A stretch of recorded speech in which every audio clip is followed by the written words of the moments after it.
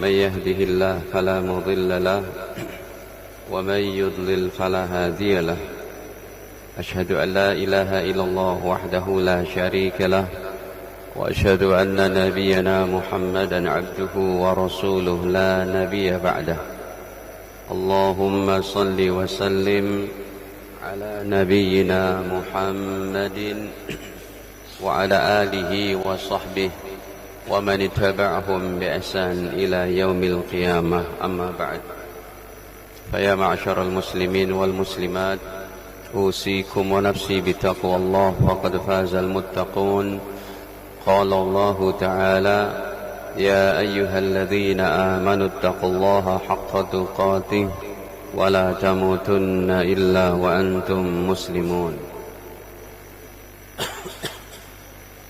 Alhamdulillah, para hadirin kaum muslimin muslimat yang dirahmati Allah Ta'ala, puji dan syukur kepadanya atas segala limpahan nikmatnya kepada kita, terutama sekali nikmat iman, Islam serta sehat afiat. Para jamaah, hari ini 17 Agustus 2024 yang berarti sudah 79 tahun negeri tercinta ini merasakan nikmatnya kemerdekaan. Sebab satu negara kalau dalam keadaan terjajah, ibadah pun tidak nyaman. Baru pekan lalu saudara kita di Palestina yang sholat subuh, ya, sebanyak berapa puluh orang mati syahid dalam keadaan dibunuh oleh Israel, masih terjajah. Bila penjajahan di muka bumi ini masih ada, maka satu tempat tidak akan nyaman untuk ibadah, untuk mengaji ilmu, untuk mencari nafkah, untuk menyekolahkan anak-anak kita. Dan penjajahan adalah tidak sesuai dengan fitrah manusia. Makanya Sayyidina Umar bin Khattab pernah berkata bahwa matasta'badtum al-ibad matasta'badtum an-nas. Sejak kapan kalian menjajah manusia-manusia ini? Sejak kapan kalian memperbudak mereka, menguasai diri mereka? Waqad waladathum ummahatuhum ahrara. Sungguh ibu-ibu mereka melahirkan mereka dalam keadaan merdeka. Jadi sesuai dengan undang-undang kita juga, penjajahan di muka bumi harus dihapus. Hadirin para jamaah dirahmati Allah, ini penjajahan yang seperti ini yang tidak dikehendaki. Ya, penjajahan yang sifatnya adalah menguasai kehidupan seseorang, memperbudak, memerintah, yang kita sendiri sudah merasakan itu selama beratus tahun. Bahkan saya lihat vlogger di Belanda itu ada seorang konten kreator dari Indonesia yang tinggal di Belanda. Dia bilang, oh ini di Belanda nih sekarang, dia kasih fotonya itu, divideokan gitu ya. Ini jembatan yang panjangnya sampai berapa kilometer, bawahnya laut gitu ya. Terus ada gedung begini, gedung begitu. Dia komentarin, ini semua duitnya dari Indonesia dulu katanya. La haula wala quwata. Duitnya dari mana? Dari Indonesia gitu. Ada itu ya, seorang konten kreator kita, vlogger kita yang tinggal di Belanda. Karena memang tidak sesuai dengan fitrah manusia. Tetapi hadirin para jemaah dirahmati Allah, kalau dalam Islam itu kemerdekaan sendiri,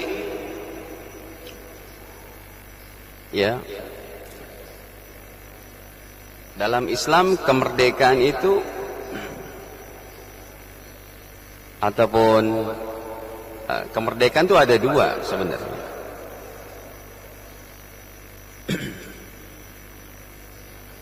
Yang pertama adalah merdeka dalam rangka merdeka ketika tidak dikuasai oleh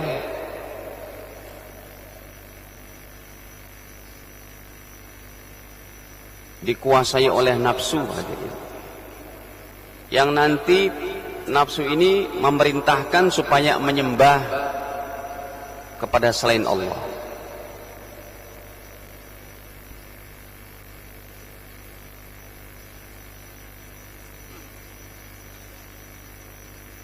Ya, merdeka ketika tidak dikuasai nafsu.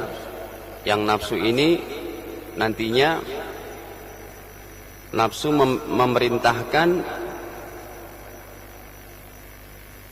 menyembah kepada selain Allah. Ya, itu yang terjadi pada diri Nabi Ibrahim alaihissalam. Ya, dalam kisahnya dalam surat Al-An'am ayat 76 sampai 79 jelas sekali di situ. Yang Nabi Ibrahim melihat bintang, bulan, matahari, hampir saja menyembah itu. Ya. Jadi kalau seorang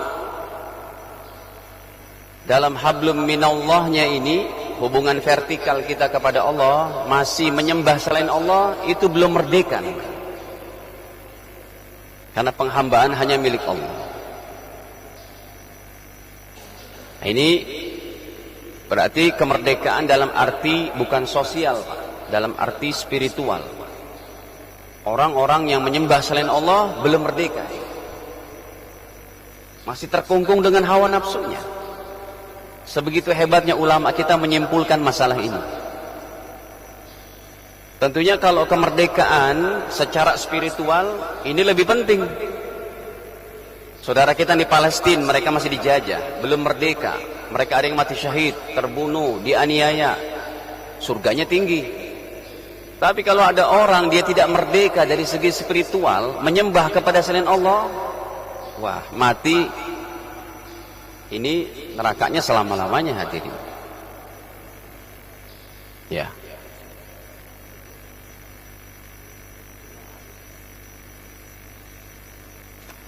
Nah, para jamaah yang dirahmati Allah,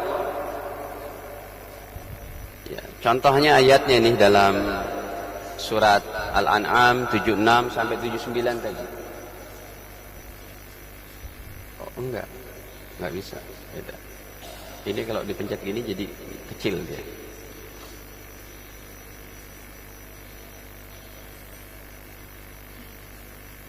Bisa ditarik aja.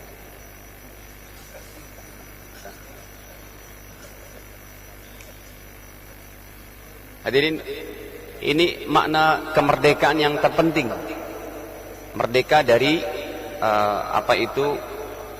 kungkungan dan jajahan hawa nafsu. Ini yang kita sebut sebagai merdeka dari atau begini. Nah, gitu ya.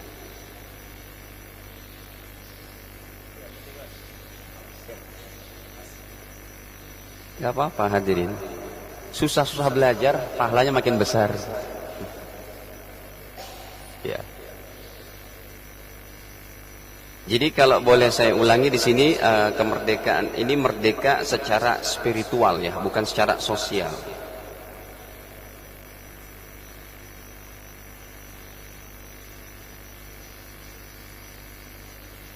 Nah, gitu.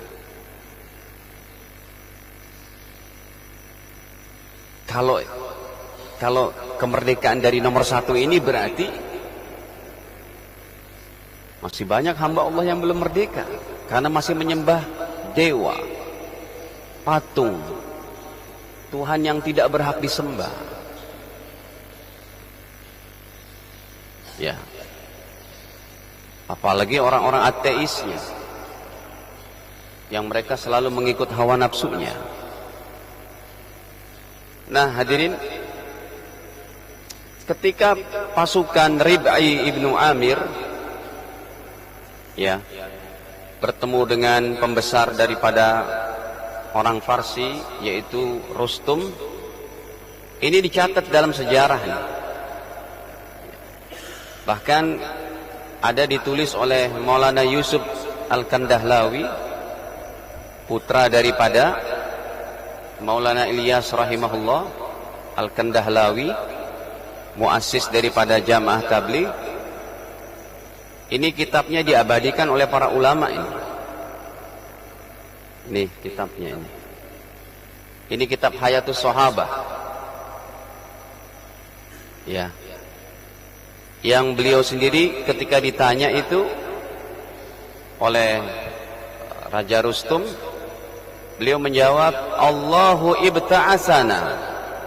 Allah yang mengutus kami. Sebenarnya ingin memerdekakan dari jalan spiritual. Ya. Allahu ibta'asana. Allah yang mengutus kami. Linukhrijal ibad, ataupun linukhrija man sya'. Kalau dalam lafaz yang lain, linukhrijal ibad min ibadatil ibad ila ibadati rabbil ibad. Jadi ini hakikatnya adalah merdeka dari segi spiritual, hadirin. Ya. Beliau ketika ditanya, maka beliau jawabnya adalah ba'asanallah, Allah telah mengutus kami linukhrijal ibad, supaya mengeluarkan hamba-hamba Allah ini min ibadatil ibad, dari ibadah menyembah kepada sesama hamba Allah, sesama makhluk, ila ibadati rabbil ibad, supaya menyembah kepada Allah Ta'ala, Tuhannya daripada semua hamba, semua makhluk. Kata beliau, ibta'asanallah, Allah yang mengutus kami ke sini, supaya kami mengeluarkan manusia ini daripada penyembahan sesama manusia, ila ibadati rabbil ibad, kepada penyembahan hanya kepada Allah. Itu hakikat merdeka daripada sisi yang pertama, dari jalan spiritual. Inilah yang nantinya Nabi Ibrahim alaihissalam, yang Allah ceritakan dalam surat Al-An'am tadi, ya, falamma janna alaihi al-lailu ra'a kaukaba, ya, ketika sudah masuk malam hari, ra'a kaukaba, baginda Ibrahim melihat yaitu bintang. Qala hadza rabbi, ini Tuhanku, kata Sayyidina Ibrahim. Ya. Hadirin, ini Tuhanku. Nah, ini kan kalau betul-betul, tapi enggak lah, ya, Nabi Ibrahim tidaklah menyembah bintang. Kalau ada seorang menyembah bintang, dia masih terkungkung tuh jiwanya dalam penjajahan hawa nafsunya, yang nanti adalah tangan kanannya itu ya setan, tabiat buruk, orang-orang munafik, orang-orang yang tidak suka dengan Islam, dengan propaganda kayak begitu. Kata Nabi Ibrahim, hadza rabbi, ini Tuhanku nih, bintang nih. Falamma afala, tatkala bintangnya hilang, tenggelam, qala la uhibbul afilin, enggak lah, saya enggak suka nih Tuhan yang kayak begini.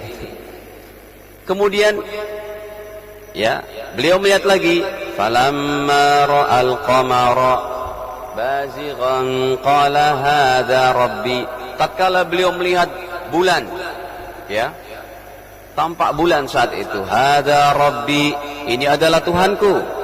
Falamma afala qala la illam yahdini rabbi, tatkala bulan itu tenggelam pun, menghilang karena udah siang hari, maka Ibrahim berkata, la illam yahdini rabbi, aduh, kalau saya tidak dikasih hidayah sama Tuhanku, la akunanna minal qaumid dhalin, niscaya aku menjadi orang yang sesat.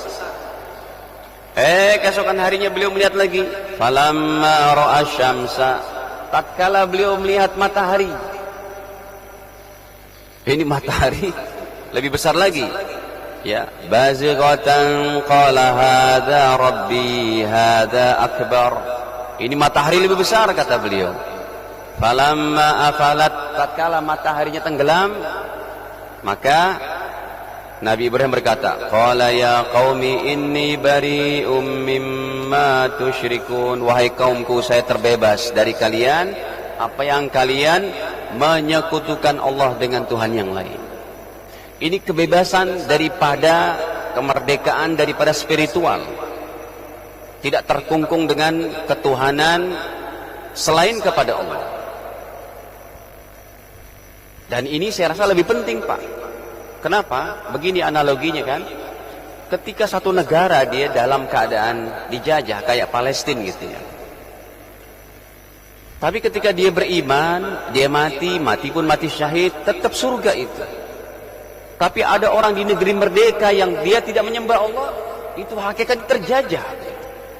Terjajah oleh iblis yang selalu menggoda, terjajah oleh hawa nafsunya, terjajah oleh tabiat buruknya.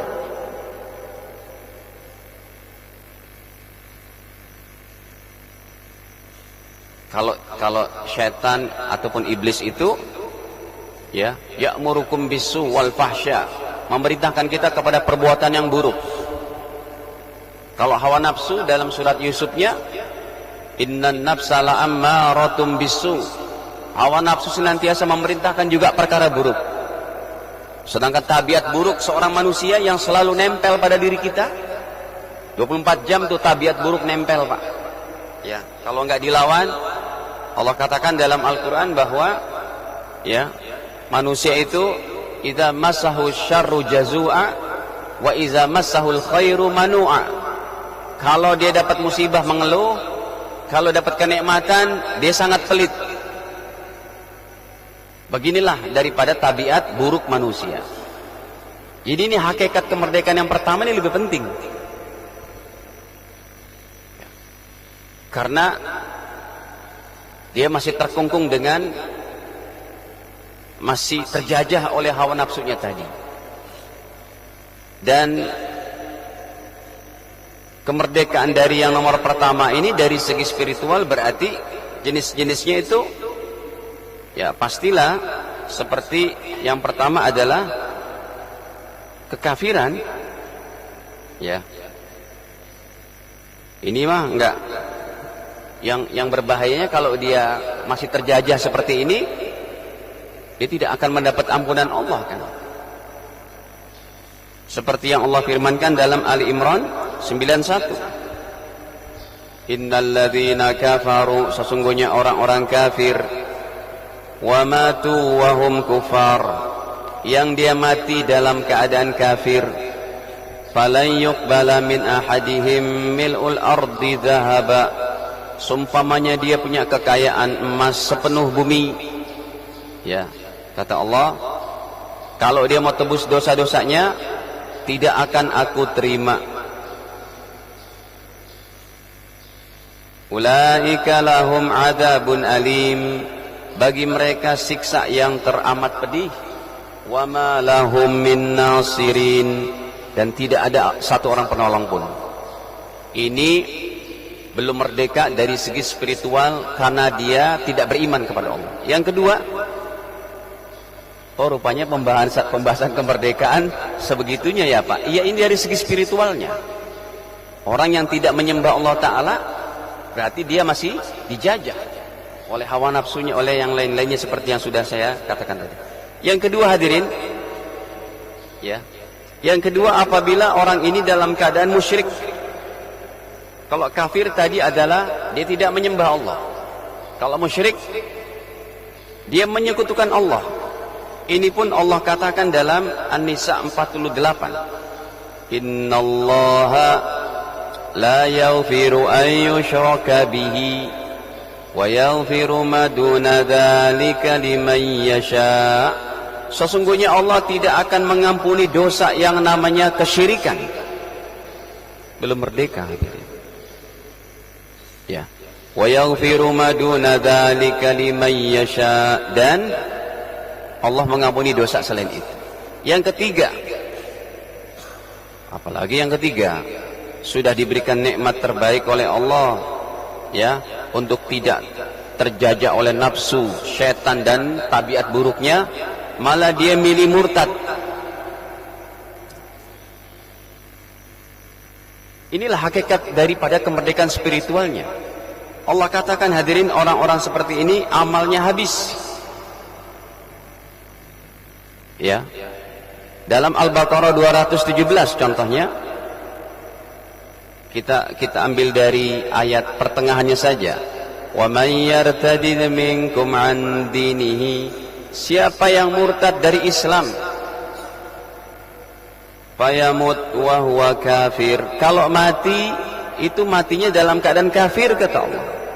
Nih, wa huwa kafir, matinya tuh. Fa ulaika habitat a'maluhum fid dunya wal akhirah, maka mereka adalah orang-orang yang habis amalnya dunia akhirat.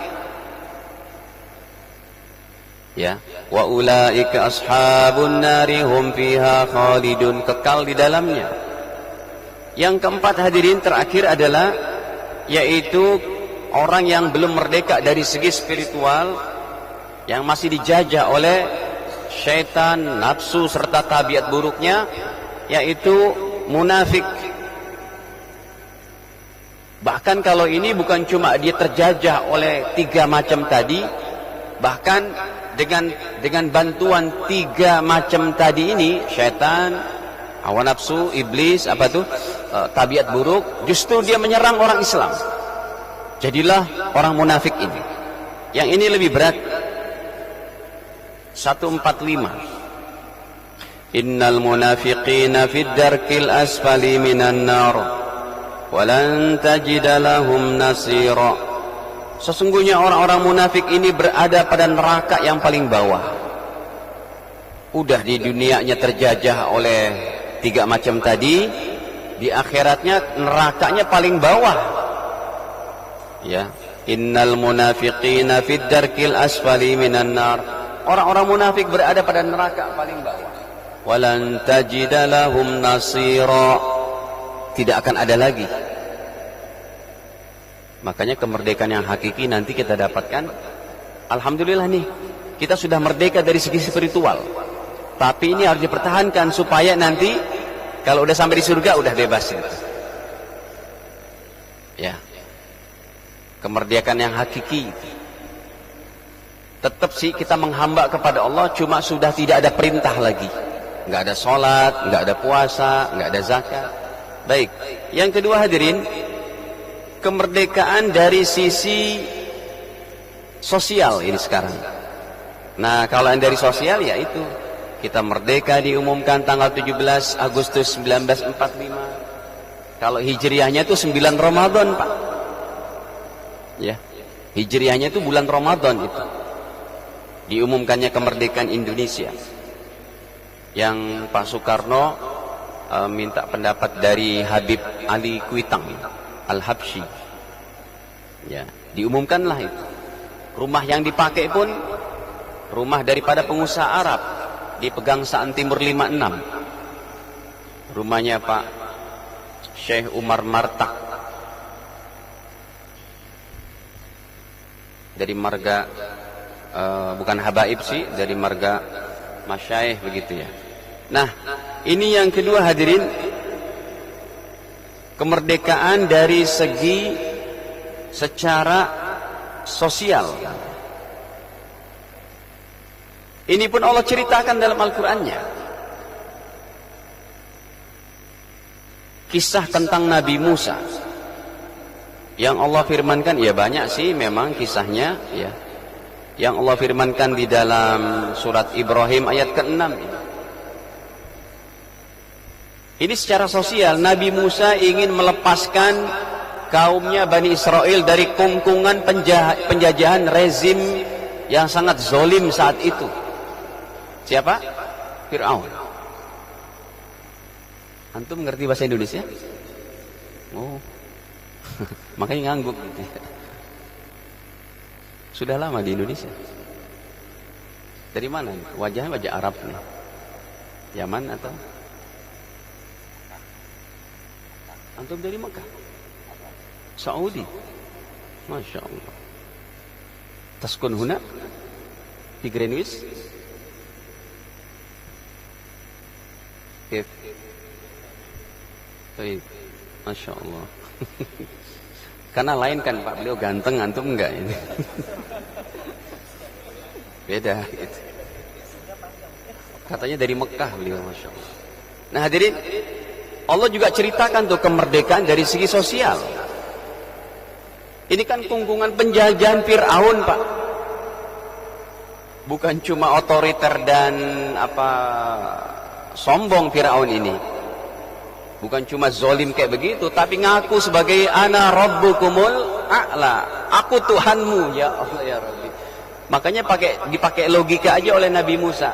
Kalau kamu Tuhan, berarti bapak ibumu siapa Tuhannya? Dia diam. Fir'aun, ente Tuhan? Iya, kata Nabi Musa. Kalau gitu siapa Tuhan bapak ibumu, kakek nenekmu? Dia gak usah jawab. Kalau Tuhan Allah, Tuhan kami menciptakan dan mematikan. Kamu gimana? Nih lihat, ibu-ibu lagi hamil, lahiran, tuh saya kasih dia hidup. Terus kalau mematikan, diambil orang dibunuh. La haula wala quwwata illa billah.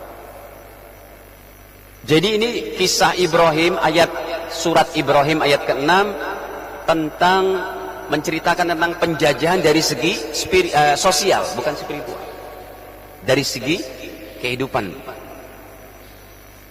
Ya, wa id qala Musa liqaumihi, dan ingatlah tatkala Nabi Musa berkata kepada kaumnya, udhkuru ni'matallahi alaikum, ingatlah nikmat Allah kepada kalian.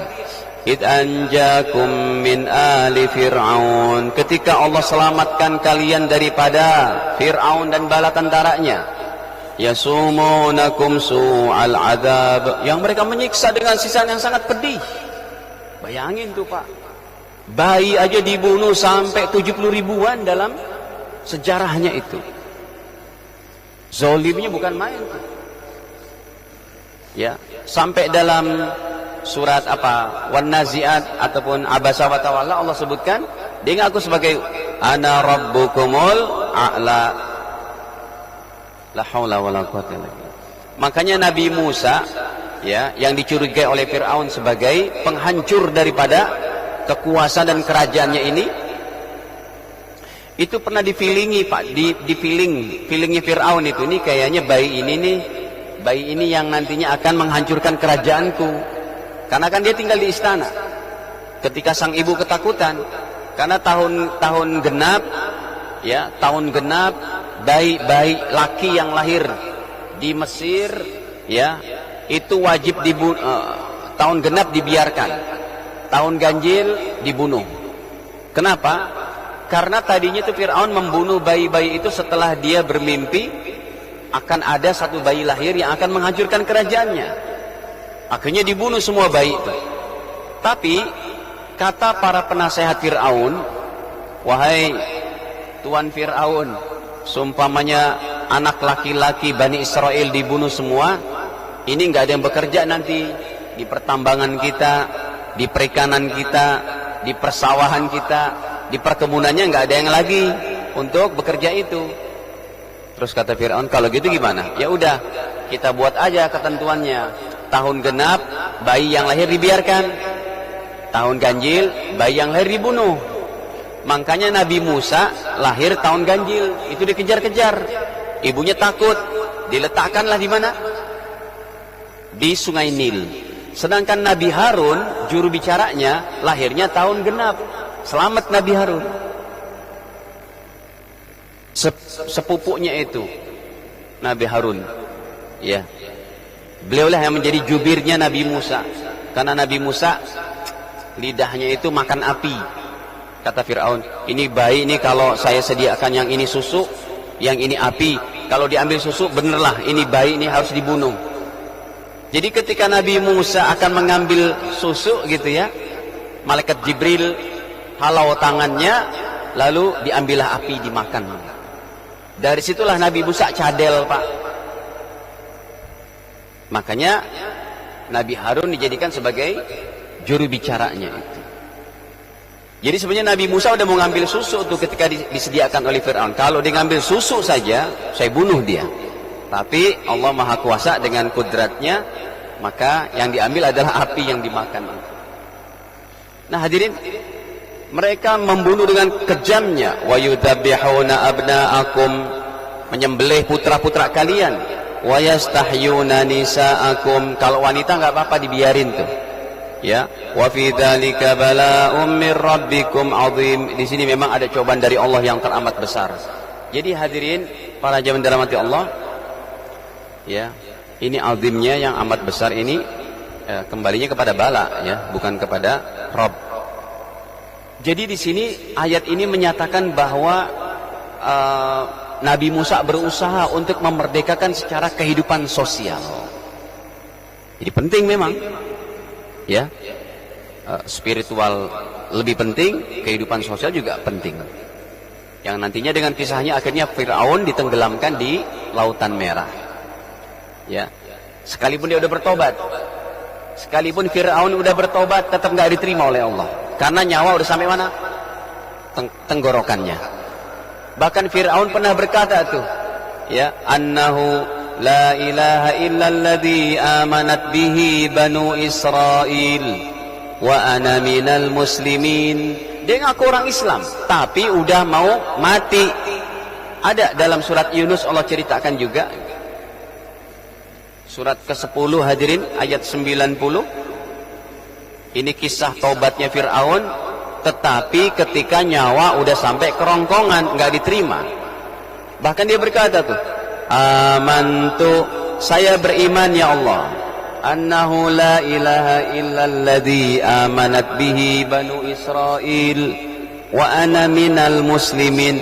Dia ngaku tuh, saya sebagian orang muslim. Baik, hadirin para jamaah dirahmati Allah, ini diantaranya dua jenis kemerdekaan yang dijelaskan oleh para ulama. Kemerdekaan spiritual, kemerdekaan secara sosial. Sekarang kita dalam rangka, kita ini udah nggak berperang lagi Pak.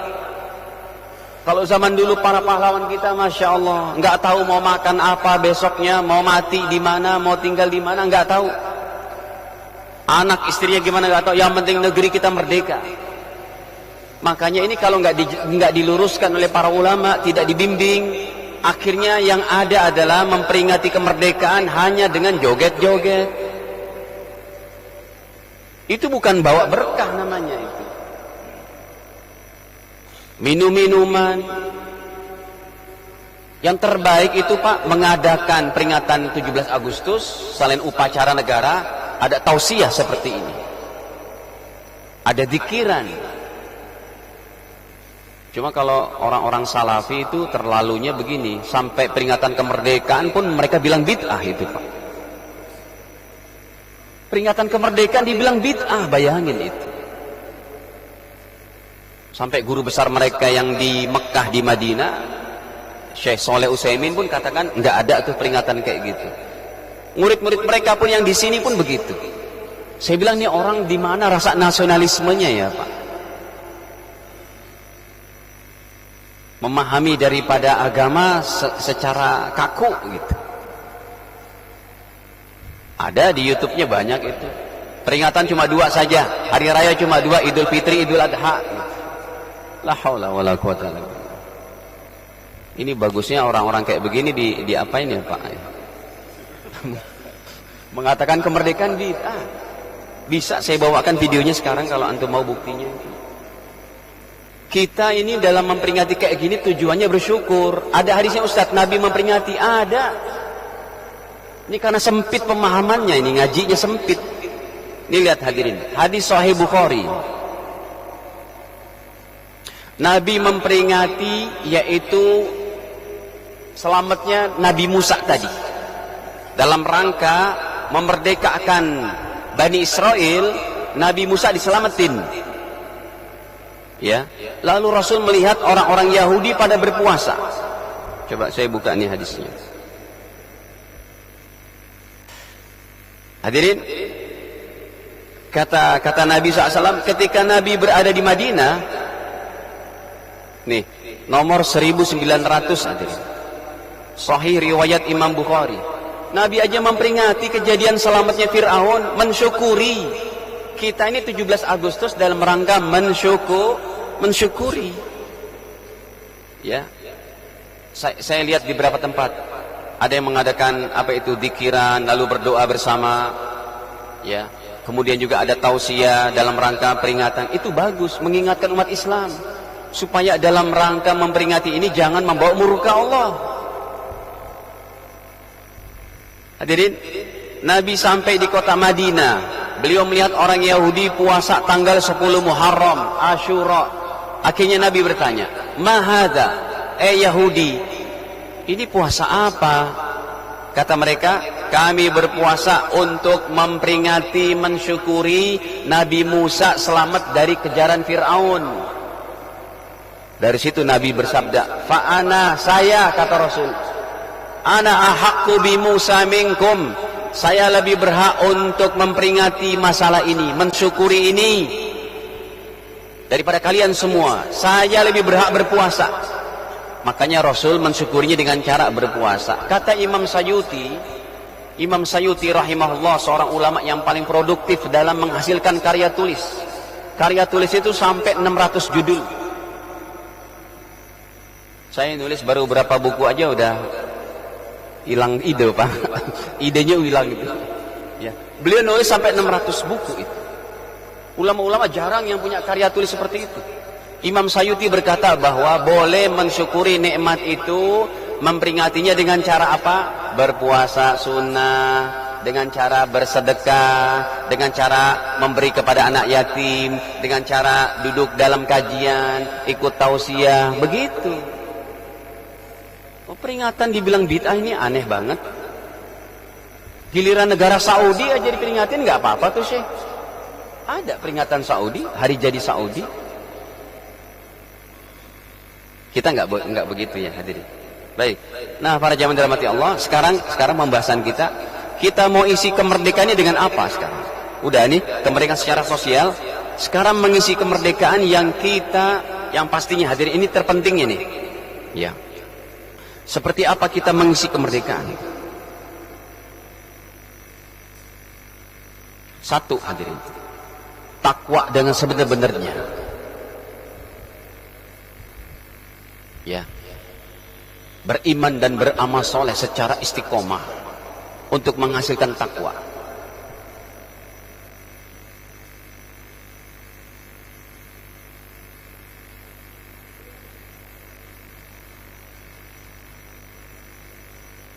Ini yang intinya. Karena kalau negeri kita pun merdeka tanpa iman dan amal soleh, oke lah maju, gedung-gedung bagus, penghasilan bagus, rumah-rumah bagus, rakyat bagus seumpamanya. Sekalipun masih banyak manusia silver di lampu merah. Seumpamanya ini, Pak. Jadi kalau ada satu negara yang kelihatan gemah ripah gitu ya, mewah semuanya, tapi tidak taat kepada Allah, yaitu cuma di dunia aja. Jadi kemerdekaan harus diisi dengan ketakwaan. Negeri kita ini, hadirin, kita ingetin nih, kepada siapapun dia, penyelenggara pemerintahnya, kepada rakyatnya, kepada orang kayanya, kepada orang miskinnya, semualah jadi bertakwa. Karena kalau seseorang ingin mengusahakan Indonesia menjadi negeri yang baik, mustahil kalau tanpa beriman dan bertakwa. Ini bukan dari omongan saya. Al-A'raf 96 nih yang paling gampangnya. Walau anna ahlal qura amanu wattaqau lafatahna alaihim barakatim minas samai wal ard walakin kadzabu. Ini kalau udah mendustakan ayat Allah Ta'ala repot nih. Walau anna ahlal qura, sumpamanya penduduk satu negara, sesungguhnya apabila penduduk satu negara amanu wattaqau, beriman dan bertakwa, iman takwa, la fatahna alaihim barakatim minas samai wal ard, baru tuh merdeka yang penuh barokah, langit bumi memberikan keberkahannya. Tapi kalau cuma merdeka saja tanpa iman, tanpa ini, makanya kemarin miris banget ketika terjadi pasukan paskibra, anak-anak kita paskibraka, apa namanya? Kok susah nyebutnya? Paski, itu apa sih artinya? Oh, pasukan pengibar bendera pusaka. Ini kan beritanya viral, Pak. Jilbabnya disuruh apa? Tapi sekarang alhamdulillah sudah diapakan lagi? Itu kan tidak boleh. Itu namanya menjajah juga tuh peraturan kayak begitu. Baca UUD 45 pasal 29 ayat 12. Masih hafal nggak, Pak? Ada yang masih hafal? Pancasila di ayat ke-1. Ketuhanan yang dijelaskan dalam pasal UUD 45 ayat pasal 29 ayat 12. Negara berdasarkan ketuhanan yang Maha Esa, yang pertama. Yang kedua, negara menjamin untuk menjalankan, memeluk agama dan menjalankan sesuai dengan keyakinan. Ini jilbab keyakinan kita. Dari dulu nggak pernah ada, Pak. Ketika pindah ke IKN ini terjadi kayak begini. Tapi alhamdulillah sudah, yang saya dengar sudah diizinkan lagi. Sudah belum? Siapa sih ketua BPIP-nya itu, Pak? Kapan malaikat maut datang gitu? Jangan begitu, Pak. Jadikanlah negara ini negara yang baik. Ini saya berkata begini bukan ada kebencian, tidak. Ini tanggung jawab bersama. Negara ini bukan milik Anda segelintir penyelenggara pemerintah, milik kita semua. Kita menjadikan negeri kita baldatun thayyibatun rabbun ghafur. Syarat pertamanya ini. Ini pasti. Dah. Udah isyarak belum? Sampai jam 7 boleh nggak, Pak? Yang kedua nih hadirin. Ya. Bagaimana kita menjalankan? Yang kedua adalah apa yang bisa kita berikan untuk negeri ini. Atau yang kedua begini, meyakini bahwa semua warga negara Indonesia bersaudara, sekalipun muslim ataupun non muslimnya. Maksudnya ini untuk saling bahu membahu. Jangan sampai udah dikukuhkan nih dalam undang-undang ya agama, gitu kan? Agama udah dikukuhkan nih, nggak boleh tuh ada yang namanya saling menyerang di antara agama yang ada ini. Hidup berdampingan. Kalau Indonesia mah kebanyakan muslim udah biasa tuh, Pak. Sangat toleran. Indonesia dengan mayoritasnya kenapa masih bisa tegak, masih bisa baik? Orang Islamnya toleran, Pak. Tapi toleransinya juga jangan bablas. Baca sholawat dalam gereja itu tidak boleh. Toleransinya seperti sekarang ini, gereja ada kita nggak ganggu. Bahkan di depan kompleks saya gereja terbesar, Pak, di Bekasi itu. Udah tahu, silakan aja kalau emang udah diinikan kan gitu. Santa Clara itu, ini negara kita, negara besar yang baik kehidupannya sekarang, nggak ada peperangan saudara karena muslimnya itu mau toleransi. Kita bersaudara setanah air, muslim atau non muslimnya. Ini saya ambil dari Al-Quran, nggak main-main. Maksudnya apa? Kita bersaudara. Akhirnya kita ada fikir bagaimana saudara kita juga yang non muslim ini bisa masuk Islam. Ada fikir hidayah kepada mereka, tapi tanpa paksaan. La ikroha fiddin. Kita bersaudara setanah air, muslimnya atau non muslimnya juga. Ini saya berikan dalilnya nih, Pak.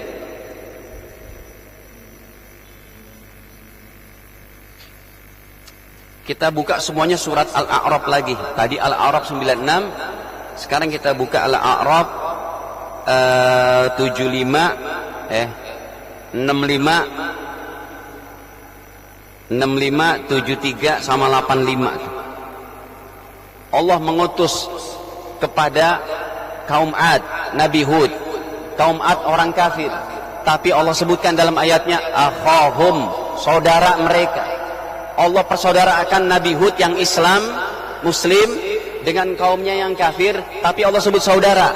Ini menunjukkan saudaranya setanah air, sebangsa, bukan seiman. Yang kedua, Allah kirim Nabi Saleh kepada kaum Samud, ya kan? Allah sebutkan akhahum saleha, saudara mereka pada orang kafir kaum Samudnya. Disebut saudara mereka Nabi Saleh. Yang ketiga, Allah sebut yaitu Nabi siapa? Syuaib ke kaumnya kaum Madian. Ya, wa ila Madiana akhahum Syuaiba. Allah mengutus kepada kaum Madian yang orang kafir Nabi Syuaib. mertuanya Nabi Musa, Muslim. Kenapa dipersaudarakan? Tapi saudaranya setanah air. Ini ayat-ayatnya coba kita lihat tuh, ya. Masih dalam surat Al-A'raf tuh dari ayat 65. Wa ila adin akhahum huda. Allah mengutus Nabi Hud yang muslim kepada saudaranya yang kafir, kaum Ad, dipersaudarakan setanah air. Kita pun begitu, sebangsa setanah air dengan yang Buddha, Hindu, dalam perspektif apa? Pandangan secara berkehidupan, berbangsa dan bernegara. Kita punya referensi yang komplit untuk masalah toleransi, Pak. Hebat ini agama. Makanya dari masuk WC sampai masuk istana negara pun dibahas oleh agama. Ini referensinya komplit. Yang saya bawakan bahkan hukum tertinggi Al-Quran. Coba kita lihat lagi ayat selanjutnya, ya, yang tadi udah saya bacakan juga sih. Pada ayat ke-73-nya tuh. Wa ila samuda akhahum salihah. Nabi Saleh diutus kepada kaum Samud yang kafir. Tapi Allah sebut akhahum, saudara mereka. Ayat 85-nya. Wa ila madyana akhahum syu'aiba. Kepada kaum Madian yang kafir kami utus siapa? Nabi Syu'aib, saudara mereka. Indah banget Islam, Pak. Tapi alhamdulillah ketika kita tunjukkan akhlak yang baik, ada yang non muslim masuk Islam, alhamdulillah. Cuma nggak ada paksaan. Hanya saja kita tetap menjaga kualitas keimanan masyarakat muslim kita supaya tidak pindah agama.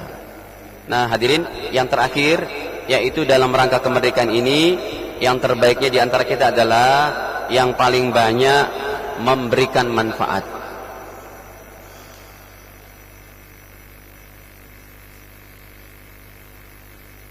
Manfaat untuk bangsa dan negara.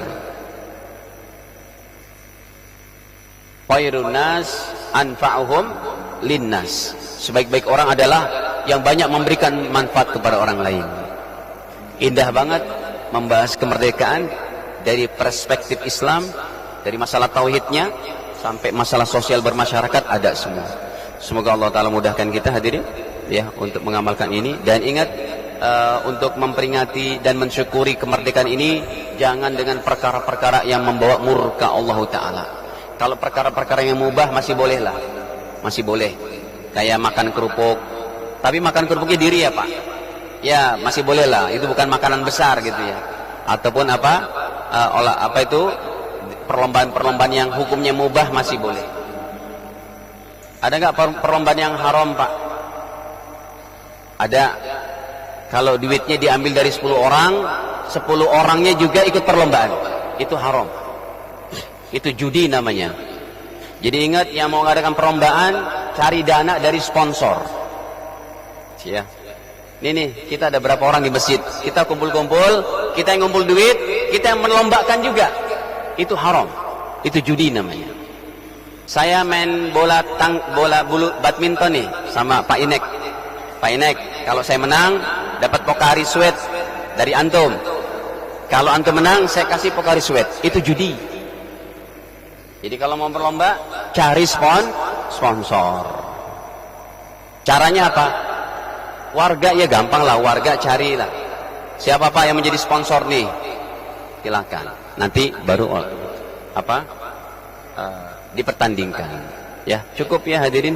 Semoga Allah Ta'ala berikan kebaikannya kepada kita, kepada masyarakat kita, dan Indonesia dijadikan negeri yang baik, yang makmur, sejahtera, baldatun thayyibatun wa rabbun ghafur. Dan yang belum dapat hidayah, semoga Allah kasih hidayah untuk sama-sama kita merdeka di alam akhirat, masuk surga bareng-bareng, amin ya rabbal alamin. Al-afu minkum. Kita akhiri dengan kafar majlis. Subhanakallahumma hamdik, syahadu an la ilaha illa anta astaghfiruka wa atubu ilaik. Wassalamualaikum warahmatullahi wabarakatuh.